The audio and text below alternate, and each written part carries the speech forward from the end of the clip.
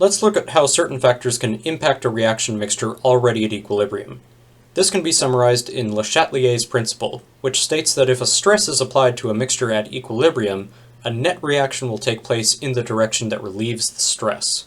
Stresses can include processes that change the concentration of one or more reactants or products, changes in pressure or volume, and changes in temperature.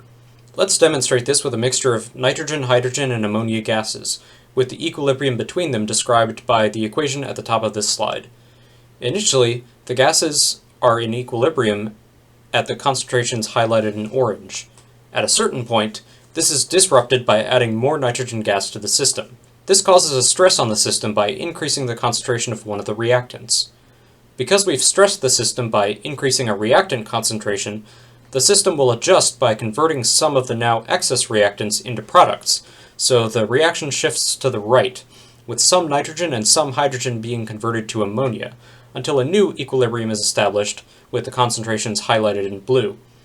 When an equilibrium like that one is disturbed by adding or removing a reactant or product, the adjustment will occur in one of two ways. If a product or reactant is added to the system, the net reaction will occur in the direction that consumes some of the added substance.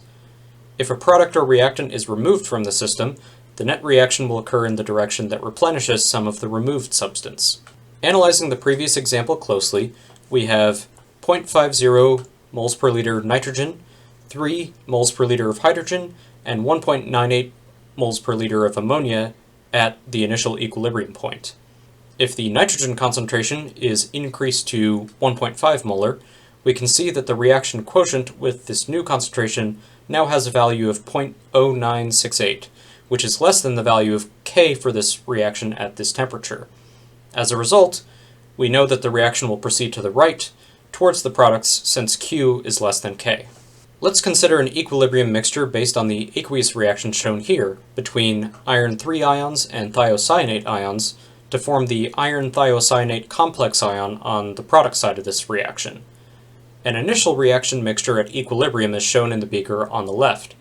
The solution is orange due to a combination of pale yellow coloration of iron 3 ions and the dark red color of the product complex ion. Beaker B has taken the solution from beaker A and added FeCl3, iron 3 chloride, to it. This increases the concentration of iron 3 plus ions, causing this reaction to shift to the right, and increasing the product concentration, and hence causing the color of the solution to become a much darker red. Likewise, beaker C results from taking beaker A and adding potassium thiocyanate, KSCN, which adds reactant thiocyanate ions. This also causes a shift to the products, causing the solution to become a darker red color. With beaker D, we've taken the reaction mixture from beaker A and added oxalic acid.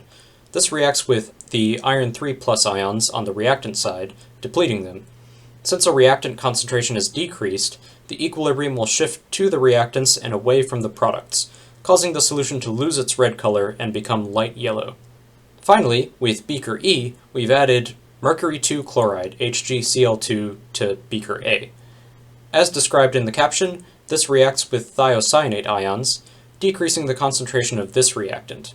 Again, this causes a shift away from the products, removing the red color from the solution. Now that we've addressed changes to reactants and products, let's address changes in pressure and volume in gaseous reactions. For this, we'll use the nitrogen-hydrogen-ammonia equilibrium again. If an initial reaction at equilibrium is compressed, so the volume goes down by way of the pressure being increased, the reaction is no longer at equilibrium.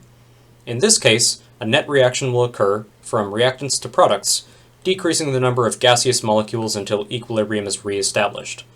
Why? When a gaseous equilibrium is disturbed, an increase in pressure by decreasing the volume will cause a net reaction in the direction that decreases the number of moles of gas molecules. The reverse is also true. If an equilibrium mixture is disturbed by decreasing the pressure and increasing the volume, a net reaction occurs in the direction that increases the number of moles of gas molecules. We can see this if we analyze this mathematically. If the volume of a reaction mixture at equilibrium is halved, the concentration of each gas, both reactant and product, is doubled. Plugging these doubled concentrations into the reaction quotient, we get a value of Q that is now less than K, so reactants will be consumed and converted into products to re-establish equilibrium.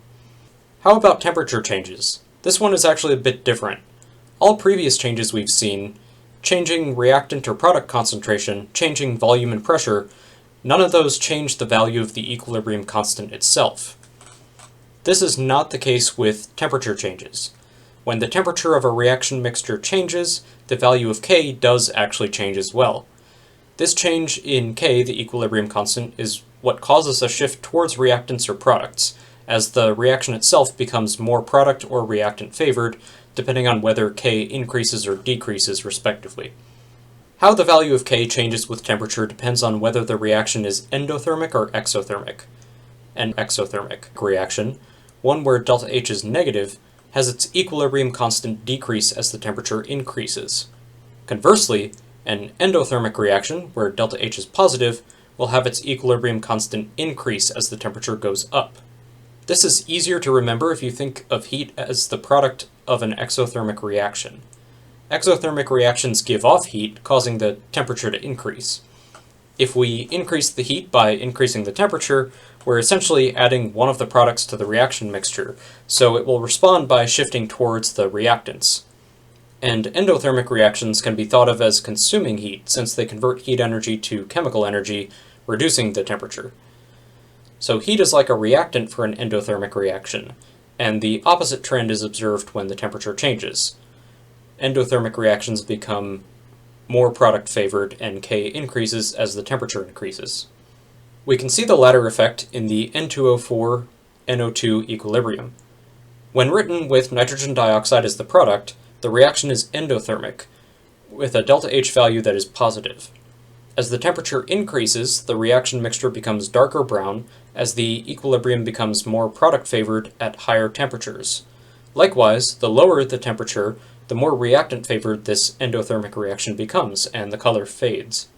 And finally, just as a catalyst doesn't change the energetic favorability of a reaction, only its speed, the same is true for its effect on equilibrium. A catalyst can increase the speed at which a mixture establishes equilibrium, but it won't change the position of the equilibrium itself. Anyway, that's a wrap on this chapter. Please reach out if you have any questions, and continue to stay safe. Thank you.